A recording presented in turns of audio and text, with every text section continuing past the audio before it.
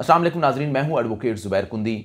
आज के प्रोग्राम में हम उन तमाम सरकारी मुलाजमीन को बताएंगे कि अगर उनको नौकरी से बर्खास्त कर दिया जाता है या उनके ख़िलाफ़ कोई इंक्वायरी इनिशिएट होती है तो उनको क्या करना चाहिए, और ख़ास तौर पर वो मुलाजमीन जिनकी आगे तरक्की नहीं होती या वो ऐसे शोबे में भर्ती हो जाते हैं जहां पर उनकी तरक्की के कोई चांस नहीं होते, उनके आगे प्रमोशन नहीं होती, उनकी अपग्रेडेशन के लिए कोई निज़ाम नहीं होता, कोई इंफ्रास्ट्रक्चर नहीं होता, तो वो क्या करें। सबसे पहले हम बात करेंगे मेजर पेनल्टीज़ के बारे में। सरकारी मुलाजमीन से अगर कोई गलती सरजद हो जाए तो उनको छोटी मोटी सज़ाएँ दी जाती हैं, फोरफीचर ऑफ सर्विस कर दिया जाता है, कुछ उनकी इंक्रीमेंट स्टॉप कर दी जाती हैं या उनकी कोई मेजर पेनल्टी दी जाती है। माइनर पेनल्टीज़ में तो मुख्तलिफ जगहों पे वो होता रहता है और वो डिपार्टमेंटल अपील्स करते हैं और अपील्स के अंदर वो ख़त्म हो जाती हैं। सम टाइम वो अपील नहीं भी करते सरकारी मुलाजमीन, लेकिन कुछ मेजर पेनल्टीज़ हैं। मेजर पेनल्टीज़ में ये आ जाता है कि removal from service, dismissal from service और कंपल्सरी रिटायरमेंट फ्राम सर्विस। अच्छा, यहाँ पे कन्फ्यूजन है, बहुत सारे लोगों को ये पता नहीं कि रिमूवल फ्रॉम सर्विस और डिसमिसल फ्रॉम सर्विस में क्या फ़र्क होता है। रिमूवल फ्रॉम सर्विस में ये होता है कि आपके ऊपर जो स्टिग्मा लगता है कि आपको नौकरी से निकाल दिया गया है वो आर्जी होता है। आपको वो स्टिग्मा फॉर एवर कैरी नहीं करना पड़ता। आप दोबारा किसी और महकमे में नौकरी के लिए दरख्वास्त भी दे सकते हैं और नौकरी कर भी सकते हैं, लेकिन डिसमिसल फ्रॉम सर्विस के अंदर आप दोबारा किसी महकमे में नौकरी नहीं कर सकते। ये स्टिग्मा फॉर एवर आपकी ज़ात के साथ अटैच हो जाता है कि आपको गवर्नमेंट सर्विस से निकाल दिया गया था, आपको नौकरी से बर्खास्त कर दिया गया था और आप दोबारा कोई गवर्नमेंट डिपार्टमेंट नौकरी करने के काबिल नहीं है। ये उस सूरत में होता है जब उनके खिलाफ संगीन किस्म के इल्ज़ामात हों और वो इल्ज़ामात साबित हो जाते हैं, तो उस सूरत में होता है। अच्छा, बहुत सारे मुलाजमीन ऐसे होते हैं जो बेचारे नौकरी से निकल जाते हैं और डिसमिसल फ्रॉम सर्विस हो जाते हैं और आगे अपीलें भी करते हैं और अपील के अंदर वो बहाल नहीं हो पाते, लेकिन वो ये रिलीफ भी नहीं ले सकते कि उनको डिसमिसल का जो वर्ड है उनका कन्वर्ट करके उन रिमूवल फ्रॉम सर्विस किया जाए। ये एक बहुत बड़ी कानूनी गलती होती है। बहुत सारे लोग ऐसे होते हैं जिनको बहाल तो नहीं किया जा सकता, लेकिन अगर वकला हजरात कोशिश करें तो उसका डिसमिसल को रिमूवल में कन्वर्ट करवाया जा सकता है। अच्छा, इसमें सबसे अहम बात यह है कि जब किसी मुलाजिम के ख़िलाफ़ या गवर्नमेंट एम्प्लॉय के ख़िलाफ़ कोई प्रोसीडिंग इनिशिएट होती हैं तो उनको वो क्या करते हैं, स्टार्ट में सस्पेंड हो जाता है कोई बंदा। जब सस्पेंड हो जाता है घर में बैठ जाते हैं, इजी लेते हैं। भाई, आपने इजी नहीं लेना, अपना दिफा मजबूत तरीके से करना है। अगर आप दिफा मजबूत तरीके से नहीं करेंगे तो कई साल आपके बर्बाद हो जाएंगे, पैसा भी लगेगा और मुश्किलात का भी सामना करना पड़ेगा। आप सस्पेंड होते हैं, उसके बाद अपना केस स्टडी करना शुरू कर दें और किसी अच्छे से वकील से रब्ता कर दें, जो वकील साहब सर्विस के मैटर्स को जानता हो, सर्विस का काम भी जानता हो, उस वकील साहब से रब्ता करें। अपनी इंक्वायरी जो है, इंक्वायरी दो किस्म की होती हैं, एक सिंपल इंक्वायरी होती है, एक रेगुलर इंक्वायरी होती है। रेगुलर इंक्वायरी अगर किसी की नहीं होती, अगर उसको सज़ा मिल जाती है तो वो उसका केस रिमांड हो जाता है। ये कानूनी गलती होती है। अथॉरिटी जो है रेगुलर इंक्वायरी का ऑर्डर कर सकती है और उसको करना भी चाहिए। अगर नहीं करती, ओमिशन करती है, तो वो एक कानूनी गलती होगी।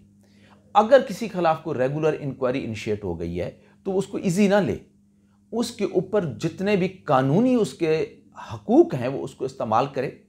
रेगुलर इंक्वायरी के अंदर वो अपना एक तो केस स्टडी करे, किसी वकील साहब से रब्ता करे, क्योंकि इंक्वायरी के अंदर वकील साहब पेश नहीं हो सकते। जिस बंदे के खिलाफ इंक्वायरी होती है वो खुद ही पेश होता है, इन पर्सन पेश होना होता है। अब क्या होता है कि रेगुलर इंक्वायरी में आप क्रॉस एग्जामिनेशन कर सकते हैं, जो गवाह पेश होते हैं उनके ऊपर क्वेश्चनिंग कर सकते हैं, अपना केस को मजबूत बना सकते हैं, अपने डिफेंस को मजबूत बना सकते हैं और उन जो आपके खिलाफ कार्रवाई करवा रहा होता है उसको आप झूठा करार दिलवा सकते हैं और आपकी जान बच सकती है। अब लोग जब इंक्वायरी हो रही होती है, बहुत सारे लोग उसको इजी लेते हैं। इजी नहीं लेना। इंक्वायरी वाले मामले में आपने इंतहाई मेहनत के साथ अपने डिफेंस पेश करना है, इंक्वायरी ऑफिसर को अपने सबूत देने हैं, अपनी शहादत देनी है, अपना पूरा ज़बरदस्त जवाब लिख के देना है।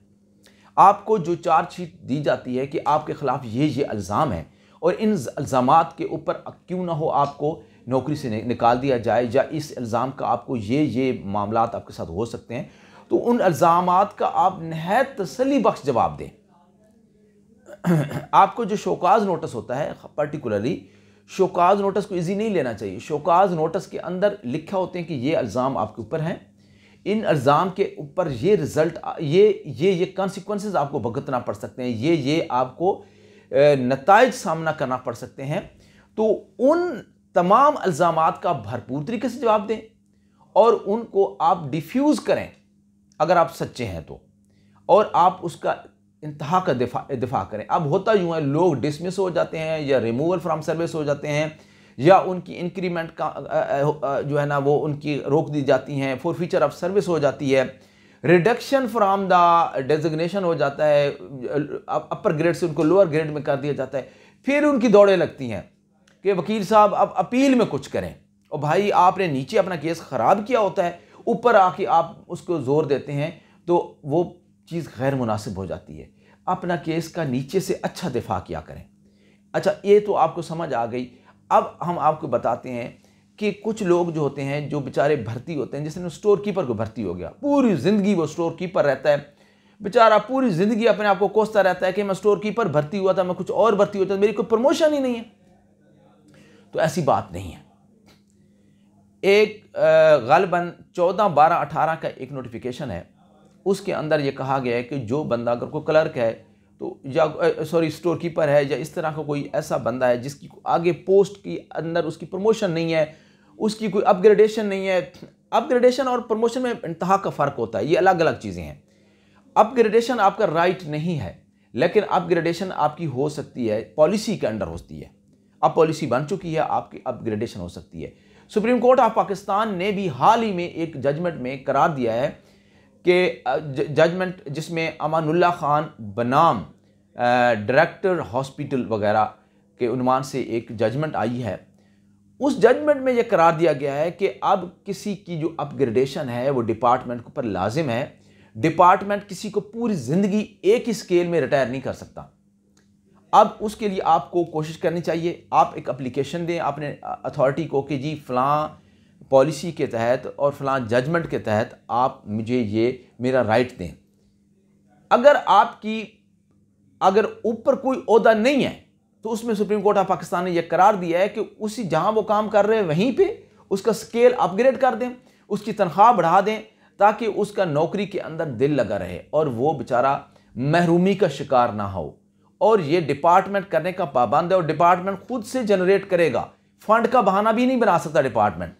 ये इसलिए आपको चाहिए अपने डिपार्टमेंट में एप्लीकेशन दें और अपने आप को अपग्रेड करवाएं और अपना केस आगे फॉरवर्ड करवाएं। तो बात यह है कि आपको जब तक कानून से वाकफियत नहीं होगी, अगर कोई सरकारी मुलाजिम है तो उसको जो है लॉज का पता होना चाहिए, उसको कंट्रैक्ट और सिविल सर्वेंट का जो फ़र्क है उसका पता होना चाहिए, उसको ये पता होना चाहिए कि उसका केस जो है एपलेट अथॉरिटी के बाद अगर उसका किसी अदालत के अंदर केस जाता है तो वो कहाँ जाएगा। कुछ लोग सिविल सर्वेंट होते हैं, वो बेचारे हाई कोर्ट आ जाते हैं, हाई कोर्ट वाले उनको इनकार कर देते हैं, उनका केस डिसमिस कर देते हैं कि जी आप तो उधर आ ही नहीं सकते, आपको तो पंजाब सर्विस ट्रिब्यूनल जाना चाहिए था या फेडरल सर्विस ट्रिब्यूनल जाना चाहिए था। तो उनको ये पता ही नहीं होता और किसी ऐसे बंदे से कर लेते हैं जो सर्विस का काम नहीं जानता होता, तो उसको ज़्यादा उनके लिए मुसीबत बन जाती है। अब ये होता है कि केस टाइम बार्ड हो जाता है, फिर जब वो ट्रिब्यूनल जाते हैं, ट्रिब्यूनल वाले उनका केस खारिज कर देते हैं कि जी आप तो टाइम बार्ड होके हैं, आपका तो टाइम ही गुजर चुका है।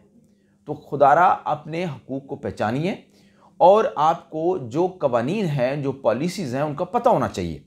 आपको बहुत सारे लोगों को पीडा का नहीं पता, पीडा का बारे पता होना चाहिए, इंक्वायरी का पता होना चाहिए कि इंक्वायरी क्या होती है, रेगुलर इंक्वायरी क्या होती है, अच्छा एब्सेंट फ्रॉम सर्विस क्या होता है, कितनी देर तक आप नौकरी से जो एब्सेंट रहेंगे, विलफुल एब्सेंट क्या होती है, मजबूरी के तहत एब्सेंट क्या होती है, वो सारी चीज़ें जो है ना ये आपको पता होना चाहिए। अब प्रमोशन का पता होना चाहिए, आपको अपने इंक्रीमेंट्स का, राइट्स का पता होना चाहिए। ये तमाम जो चीज़ें अगर आपको पता होंगी तो आप अच्छी नौकरी कर सकेंगे और आपकी इवन के रिटायरमेंट के बाद, आपको रिटायरमेंट के बाद जो मसाइल आते हैं उनका पता होना चाहिए, पेंशन का पता होना चाहिए। जैसे मोटी सी बात है, अगर कोई बंदा रिटायर हो जाता है या मर जाता है तो सर्विस के दौरान, तो उसकी जो पेंशन है वो कैसे, उसकी 2 बीवियां हैं, उनको कैसे पेंशन मिलेगी, उनका डिस्ट्रीब्यूशन कैसी होगी पेंशन की, औलाद में डिस्ट्रीब्यूशन कैसे होगी, तो ये बहुत सारे ऐसे सवालात हैं जिनका आपको स्टडी करनी चाहिए, और आपको अपनी नौकरी के जो कवानीन और ज़वाबित हैं अगर आपको पता होंगे और आप रूल्स को फॉलो करेंगे, लॉज को फॉलो करेंगे, तो पूरी सर्विस अच्छी तरह गुजरेगी और आप इत्मीनान के साथ करेंगे सर्विस, और आपको कोई एक्सप्लॉइट नहीं करेगा। उम्मीद है आपको ये वीडियो अच्छी लगेगी, और मुझे और मेरी टीम को इजाज़त दीजिए। आगाही के सफ़र में हमारे हम सफ़र रहिए, और मेरे चैनल को ज़रूर सब्सक्राइब कीजिए। बहुत शुक्रिया।